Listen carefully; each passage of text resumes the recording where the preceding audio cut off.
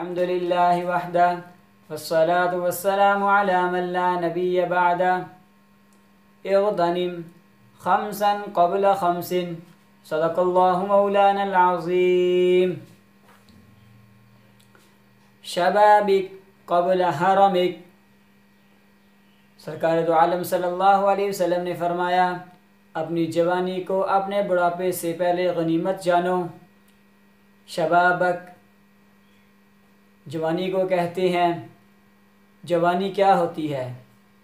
जवानी अल्लाह जल्ल जलालहू अम्मा नवालुहू की एक बहुत ही बड़ी नेमत है, क्योंकि जवानी के अंदर इंसान के अंदर ताकत होती है, क़ुव्वत होती है, जिसके बलबूते इंसान अल्लाह जल्ल जलालहू अम्मा नवालुहू की इबादत बहुत ही अहसन तरीके से कर सकता है।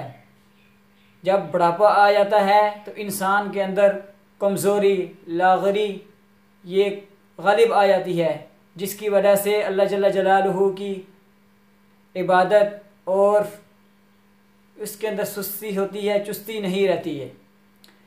क्योंकि अंबिया अलैहिस्सलातु वस्सलाम को जिस वक़्त नबूवत मिली, जवानी के वक़्त मिली, उन्होंने अपना पेशा ही इबादत को बनाया। उन्होंने जवानी के अंदर इतनी इबादत की कि अंबिया अलैहिस्सलातु वस्सलाम की सुन्नत है कि हम जवानी के अंदर इबादत करें, क्योंकि जिस वक़्त नेमत अपने हाथ से निकल जाती है तो फिर उसकी कदर होती है। तो अपनी जवानी को इबादत के अंदर लगाएं। और दूसरा ये फरमाया, सेहती का क़ब्ल सक़मिक, अपनी सेहत को अपनी बीमारी से पहले गनीमत जानो। जिस वक़्त इंसान सेहतमंद और तंदुरुस्त होता है तो उस वक़्त इबादत करने में और काम काज करने में मज़ा भी आता है। खुदा न खास्ता इंसान बीमार हो जाए तो उस वक़्त अज़ा काम करना छोड़ जाएं तो इंसान ढीला पड़ जाता है, जिसकी वजह से इबादत में भी मज़ा नहीं आता और दूसरे काम काज करने का भी मज़ा नहीं आता, काम करने को दिल भी नहीं करता। खुदा न खास्ता ऐसी बीमारी लग गई कि वो मौत तक अगर पहुंचा दे तो फिर अपनी इंसान ने ज़िंदगी को गंवा दिया। इसीलिए अपनी सेहत की भी हिफाजत करनी चाहिए और सेहत के अंदर इसको गनीमत जानकर अल्लाह जल्ल जलालहू अम्मा नवालुहू के अहकामात और उसकी पैरवी करनी चाहिए और सुन्नत नबी सल्लल्लाहु अलैहि वसल्लम को फ़रोग़ देना चाहिए।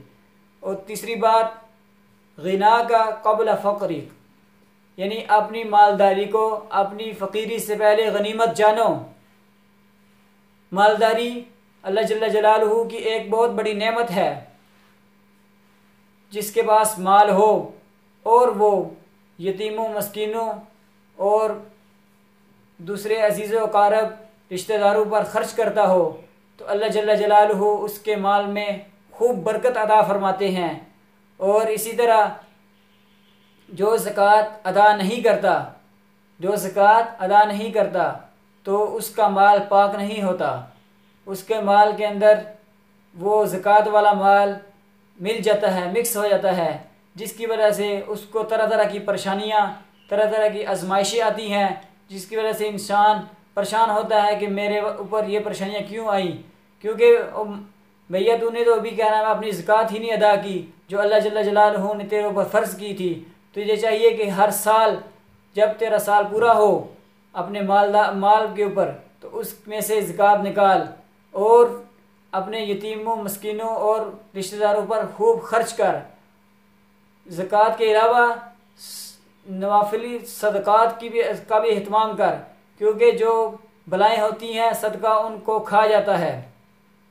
इसी तरह फरमाया, फ़राग़ी का क़ब्ल शुग़लिक, अपनी फ़राग़त को अपनी मशगूलियत से पहले गनीमत जानो। जब इंसान फ़ारिग़ होता है तो उस वक़्त वो अल्लाह जल्ल जलालहू के तमाम अहकामात को पूरी दिलजोई, खुशू खुज़ू के साथ कर सकता है। जब मशगूलियत हो जाए तो फिर उस वक़्त वो काम नहीं कर सकता। मशगूलियत यानी इंसान कारोबार करने लग जाए, इंसान की शादी हो जाए, उसके बाद वो अपने बीवी बच्चों के अंदर मशगूल हो जाता है, जिसकी वजह से वो काम जो अपनी फ़राग़त में कर सकता था वो अपनी मशगूलियत में नहीं कर सकता। उनसे हाथ धो बैठता है। इसलिए अपनी फरागत को भी गनीमत जानो। अभी रमज़ानुल मुबारक करीब करीब है, इसी वजह से अपने जितना भी टाइम हो ज़्यादा से ज़्यादा कुरान पाक और उसके बाद कुरान पाक की तिलावत हो, दुरूद पाक हो और इस्तिग़फ़ार की कसरत हो और कलमा तय्यबा की कसरत हो, इसका अहतमाम करना चाहिए। और पांचवी बात यह फरमाई, हयातिक क़ब्ल मौतिक, यानी अपनी ज़िंदगी को अपनी मौत से पहले गनीमत जानो। इंसान के ऊपर एक वक़्त होता है जो मौत का होता है, मुकर्रर है, वो उससे ना पहले मौत आ सकती है ना उसके बाद मौत आ सकती है। तो इंसान के पास ज़िंदगी एक दफ़ा ये अल्लाह ताला की तरफ से मिलती है, बाद में इंसान को कोई भी मौका नहीं मिलता। जिस वक़्त इंसान को एक दफ़ा ज़िंदगी मिलती है तो उसको गनीमत जानकर अपनी मौत की तैयारी करनी चाहिए, क्योंकि हम अपनी मौत की तैयारी करने में बहुत ही काहिल और सुस्त हैं। सहाबाए किराम की ज़िंदगी को देखो, सहाबाए किराम ने सरकार दो आलम सल्लल्लाहु अलैहि वसल्लम की एक एक सुन्नत को ऐसे अपनाया कि दुनिया को बता दिया कि हमने अलैहिस्सलातु वस्सलाम की कदर की है। इसलिए अल्लाह जल्ल जलालहू ने उनको रज़ी अल्लाह तआला अन्हुम व रज़ू अन्हु के अलक़ाब से पुकारा।